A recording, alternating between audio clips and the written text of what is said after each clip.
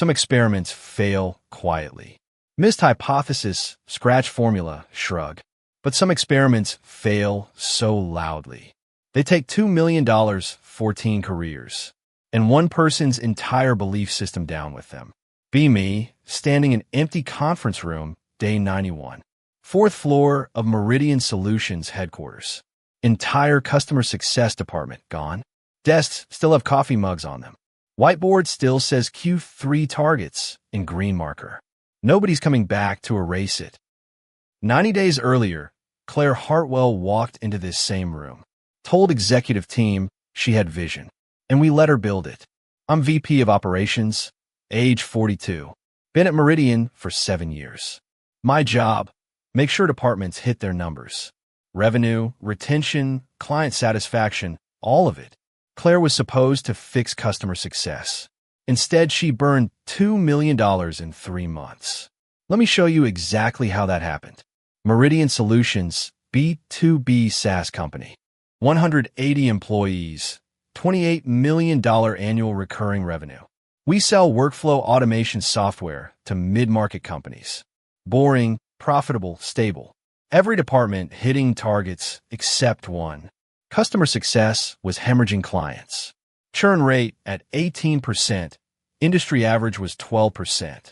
Client satisfaction scores dropping quarter over quarter. CEO wanted someone to rebuild CS from scratch. Posted job for Director of Customer Success.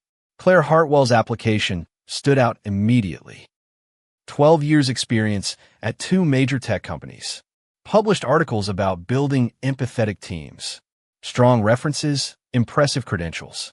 I sat in on her final interview, took notes. She was sharp, articulate, genuinely passionate. Talked about customer success requiring emotional intelligence. Most CS teams fail because they're built by people who don't understand relational dynamics. CEO was impressed, nodding along. I had flicker of doubt, something in her phrasing. But I said nothing, didn't voice concern. First regret, should have spoken up then. Claire was hired, given full autonomy. Budget, $1.4 million annually. Headcount, rebuild entire 16-person department. Her mandate, fix churn, improve satisfaction scores. She had 90 days to show results. This is how those 90 days actually went. Day 1, Claire starts hiring immediately. Spends 6 weeks interviewing, building her team. I'm watching from operations level, tracking metrics. Notice something strange in applicant tracking system. Pull up the data. 43 men applied for CS positions. 0 advanced past first screening round. Every single hire is female, all 16 positions. I think about flagging this to HR. Decide against it, don't want to seem like that guy. Who questions diversity hiring? Second regret, bigger than first. Meet the team Claire assembles. Priya, Senior CS Manager, age 36. 8 years experience, came from competitor. Quiet, data-driven, results-oriented. Claire's best hire by far. Priya knows the work. Megan, mid-level, age 29. 3 years experience, outspoken, confrontational. Treats every disagreement as power struggle. Danielle, junior, age 24. Fresh out of college, eager, talented but green. Looks up to Claire like mentor. Sophie, mid-level, age 34. 5 years experience, former startup founder. Independent thinker, doesn't follow groupthink. Will matter a lot later in this story. Claire holds team kickoff in main conference room. I watch from doorway, observing. Her speech is genuinely inspiring, I'll admit. Talks about building radically empathetic CS team. No hierarchy, no corporate bro culture. Decisions made by consensus, everyone's voice matters. Team gives standing ovation. Even I'm thinking, maybe this could actually work. Maybe fresh approach is exactly what we need. That was day 1. Standing ovation was last time entire team agreed on anything. Days 1 to 15, the honeymoon. Week 1 is actually great. Team bonds quickly, having lunch together. Claire institutes feelings check-ins at meeting starts.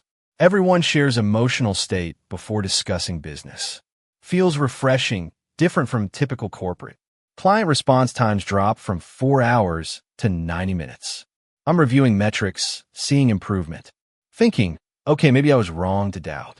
Week 2, first crack appears. Client escalation comes in, serious one. Thornton Industries, $340,000 annual contract. They're furious about product bug in dashboard. Priya drafts response plan immediately. Standard protocol. Apologize, offer workaround, escalate to engineering. Claire overrides her approach completely. We need to validate their emotional experience first, before jumping to solutions. Priya pushes back.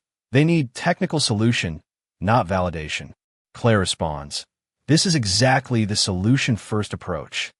I'm trying to change. Feelings matter. Priya sends response Claire's way against her judgment. Client responds within an hour.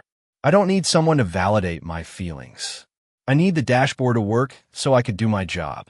Thornton Industries marks ticket as unresolved. I see this in weekly ops review. Make note of it, say nothing. Think, one bad ticket isn't pattern yet. Should have known better, should have seen warning. Days 15 to 30, the fractures. Day 16, consensus model hits reality. Team needs to choose new CRM workflow system. Claire insists on group vote, everyone equal say. Megan wants platform A, Sophie wants platform B. 3 meetings, 7 hours of discussion total. No decision reached, complete deadlock. Priya finally speaks up. Can someone just decide? We're losing client hours debating internally. Megan accuses Priya of shutting down voices. Claire sides with Megan immediately. Tells Priya she needs to sit with discomfort of democratic decision-making process. Day 20, cliques forming visibly. Megan's group, 6 people, vocal, ideological. Sophie's group, for people, pragmatic, results-focused. Priya, increasingly isolated, doing actual work alone. Remaining 5 float between groups, depending on issue. Feelings check-ins become passive-aggressive battlefields. Sophie shares she's feeling unheard in meetings. Megan responds, maybe if you listen more, you'd feel heard instead of talking over people. Day 25, Danielle comes to Claire's office crying. She was excluded from group lunch by Megan's clique. Claire holds emergency team meeting about inclusion. Megan's defense. I'm not required to eat lunch with everyone. That's emotional labor I didn't sign up for. Claire agrees with Megan, supports her boundary. Danielle stops speaking in meetings after that. Just sits quietly, takes notes, contributes nothing. Day 28, monthly client satisfaction scores arrive. Drop from 82 to 71, significant decline. I flag this to CEO in executive meeting. CEO says, give her time, it's new team building. Culture change takes time to show results. I push back. These are concerning numbers. CEO shuts me down. Let Claire do her job. Day 30, Thornton Industries escalates again. Submit formal complaint through account portal. Their account manager, Megan, hasn't responded to 3 emails. Megan's documented reason in ticket system. Processing difficult interpersonal dynamic with Sophie. Needed space for self-care, delayed client work. $340,000 account, now officially at risk. I schedule meeting with Claire for next day. Days 30 to 60, the unraveling. Day 32, Sophie requests private meeting with me. Comes to my office, closes door, sits down. She's direct. This team is completely broken. Nobody does actual work anymore. Every meeting is group therapy session. Priya is doing work of 6 people. Claire doesn't notice because Priya doesn't cry in meetings. I ask, have you told Claire this directly? Sophie, Claire told me I need to lean into discomfort, that my focus on outcomes over process is harmful. I make notes, tell Sophie I'll look into it. She leaves looking defeated, not hopeful. Day 38, I pull all department metrics quietly. Build spreadsheet comparing before Claire to current. Average response time, 4 hours, 8.5 hours. Client satisfaction, 82-67. Tickets resolved per week, 340-185. Internal meetings per week, 519. HR complaints filed. 07. Numbers don't lie. This is objective failure. Schedule meeting with Claire. Show her data. Her response. You're measuring wrong things. You can't quantify emotional safety. I push. Claire, response times have literally doubled. She counters. Old team was fast because they were burning out. My team is sustainable. That's more important. I leave meeting feeling like we spoke different languages. She genuinely believes metrics don't matter. If feelings are good, business will follow. But business isn't following, it's collapsing. Day 45, Priya puts in 2 weeks' notice. She tells me directly in my office. I didn't leave my last company to become therapist. I'm customer success professional. Claire doesn't want professionals. She wants disciples. That line hits me hard. Disciples, not professionals. Priya is best person on that team. Her leaving is first real domino falling. I try to convince her to stay. She's firm. I can't work in environment. We're doing my job. Makes me the villain. Day 52, 2 more resignations. Both cite hostile work environment in exit interviews. But hostility isn't from management. It's from Megan, who became enforcer of Claire's culture. Anyone prioritizing work over processing feelings gets labeled emotionally unavailable. Day 58, Thornton Industries sends formal exit notice. 30-day cancellation of $340,000 annual contract. Their reason, unresponsive account management. Multiple escalations ignored. No resolution path. I escalate immediately to CEO. CEO finally starts paying attention to numbers. Calls emergency executive meeting for next day. Day 60, second client sends exit notice. Bakersfield Corp., $280,000 annual contract. Their complaint, 4 different account managers in 2 months. None seem to know our product or our needs. I'm watching $620,000 in confirmed revenue walkout, plus pipeline damage we can't even quantify yet. Days 60 to 85, the free fall. Day 63, Claire proposes team healing retreat. Budget request, $18,000 for 3-day offsite to process collective trauma and rebuild trust. CEO denies request immediately. Claire is genuinely shocked, doesn't understand. You're undermining psychological safety. Team needs this to function. Team needs to retain clients, not have retreats. Day 67, Sophie quits. Her exit email gets sent to entire company. I read it. It's devastating and accurate. I joined this team to build something. Instead, I spent 60 days in meetings about how meetings make people feel. I wish Claire well, but this isn't customer success. It's support group that accidentally has clients. Email goes viral internally within hours. 3 departments screenshot it, forward it around. Engineering team lead sends it to me with 1 word. Yikes. Day 70. Megan files HR complaint against Sophie for the exit email, claiming it created hostile environment. Claire supports the complaint formally. HR dismisses it. Sophie already left company. Can't file complaint against former employee. Day 74. Third client sends exit notice. Lakewood Analytics, $185,000 annual contract. Thornton Industries, $340,000 gone. Bakersfield Corp., $280,000 gone. Lakewood Analytics, $185,000 gone. Total confirmed lost revenue, $805,000. Plus another $1.2 million in pipeline damage.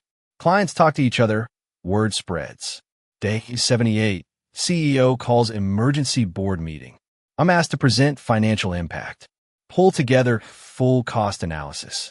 Salaries for 16 hires, $840,000 annualized, $210,000 per quarter. Lost revenue confirmed, $805,000.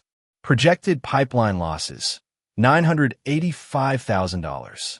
Total cost of 90-day experiment, $2 million. Board is silent when I finish presentation. Claire is asked to respond, explain the numbers. She says, I build exactly what I said I would build. Radically empathetic, consensus-driven team. CEO interrupts. Claire, you built team that lost us $2 million. Claire responds, you can't put price on culture. Board chair, older woman, leans forward. The clients just did, Claire. They put exact price on it. $805,000 and counting. Room goes silent after that. Day 82. Claire is placed on performance improvement plan. Not fired, PIP'd, given 30 days to show improvement. She's shocked, genuinely cannot believe this. Everything I did was right, was good. I created safe space. I centered voices. HR director, woman who hired her, looks uncomfortable. Claire, the metrics don't support continuation. Claire leaves meeting looking confused, not angry. Like reality doesn't match her expectations. Days 85 to 90, the dismantling. Day 85, I'm asked to oversee department restructuring. CEO wants me to personally manage transition.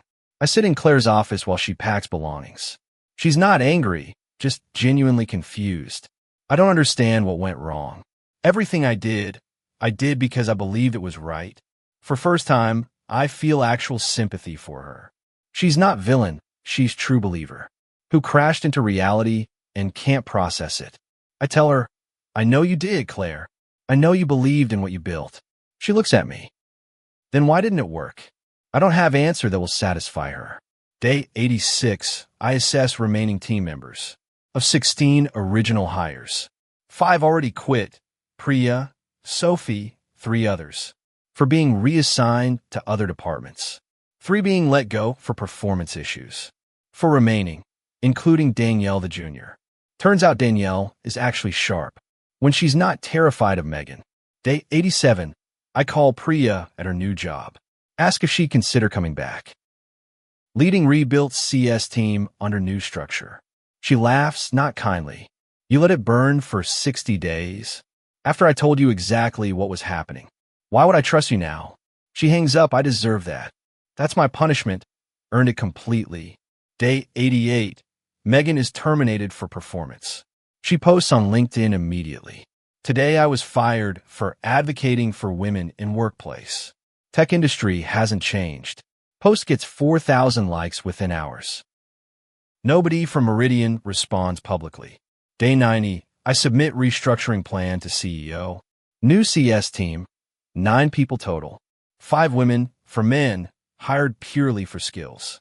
No ideology, no feelings check-ins. Just work, just results, just clients. Plan is approved, implementation starts Monday. I walk through MPCS floor one last time. That's when I'm standing in conference room, looking at whiteboard that still says Q3 targets. Nobody came back to erase it. That's day 91, where this story started. 6 months later, new CS team is performing adequately. Client satisfaction back to 79, not amazing but functional. Response times at 3 hours average. We clawed back one lost client, Bakersfield. Convinced them to give us another chance. Thornton and Lakewood are gone forever. Their executives tell other companies what happened. Our reputation in industry took permanent hit. I run into Sophie at industry conference. She's thriving at startup, looks happy. We grab coffee, catch up on what happened. She tells me, worst part wasn't the drama. It was watching talented women get blamed for something one woman created. Claire set feminism back 10 years in that building. Every time woman gets promoted at Meridian now, someone whispers, let's hope it's not another Claire. That's her legacy. That's what she left behind. That hits me hard because it's true. I've heard those exact whispers in meetings. Danielle, the junior who was bullied into silence, is now top performer on rebuilt team. Been promoted twice in 6 months. I mentor her personally, make sure she succeeds. One day she tells me, I almost quit tech entirely. Because of those 90 days, I thought that's what working with women was like. Took me months to realize it wasn't about gender. It was about one person who confused ideology with leadership. Claire, I check her LinkedIn months later. She's consulting now, independent consultant. Tagline, helping companies build empathetic, women-centered teams. Same philosophy, same approach, new audience. I wonder if she ever looked at our data, ever analyzed what actually went wrong. I suspect she didn't, can't face it. Would require admitting fundamental beliefs were flawed. Megan's LinkedIn post about being fired led to job offer at nonprofit. She runs workshops on workplace emotional safety now. I wonder how many Prius she'll drive out of those organizations too. How many talented women will quit because they wanted to work, not process feelings. The confession. I've told this story like I'm observer. Guy who saw it coming, documented it. But here's what I don't tell people at conferences. When they ask about the Claire situation, I saw applicant tracking data on week 2. 100% female hiring, 0 men advanced. I saw CSAT drop on day 28. Significant decline, obvious warning sign. I heard Sophie's warning on day 32. She told me exactly what was broken. I had full metrics on day 38. Spreadsheet proved objective failure. And I did nothing meaningful until day 58, when client literally threatened to leave. 30 days of data showing problems. 30 days of warnings from team members. 30 days of watching metrics collapse. And I stayed silent because I didn't want to be the guy who questioned women's leadership. I was so afraid of being that guy that I became guy who watched $2 million disappear. Claire built the bomb, that's true. But I handed her materials and looked away while she lit the fuse. That's part of story nobody talks about. The silent collaborators, the complicit observers. People who knew and said nothing. Until it was too late to matter. I walk past that 4th floor sometimes. Conference room still has same whiteboard. Someone finally erased Q3 targets. Wrote Q4 targets in blue marker instead. But coffee mugs are gone, desks are clean. New team works there now, different people. They don't know what happened in that room. Don't know about the $2 million. Or the 14 careers that ended. Or the woman who believed so deeply that she destroyed thing she was trying to build. They just come to work, help clients, go home. No feelings check-ins. No consensus voting. No healing circles or emotional labor debates. Just work and it works. And I carry the knowledge that I could have stopped it on day 32, or day 38, or day 45. But I waited until day 58. And by then it was too late. The bomb had already detonated. I was just waiting for the smoke to clear so I could count the bodies and write the incident report. That's the story of Claire Hartwell and Meridian Solutions, and $2 million lost in 90 days, and my silence when it mattered most. Some experiments fail quietly. This one failed loud enough that I still hear it every time I walk past that conference room and see the empty space where 16 people used to sit before someone confused ideology with leadership, and I confused cowardice with neutrality.